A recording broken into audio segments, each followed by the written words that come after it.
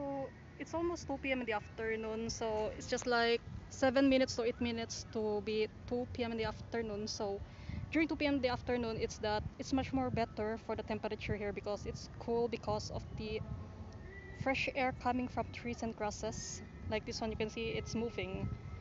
Because early in the morning, there's no sunlight yet.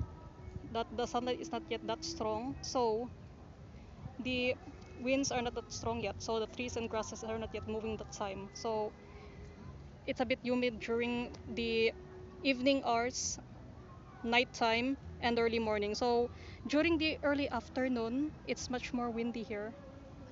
So if you want to get some fresh air, it's better to go here in the early afternoon because that's when the winds are strong here compared to the late afternoon and mid afternoon here.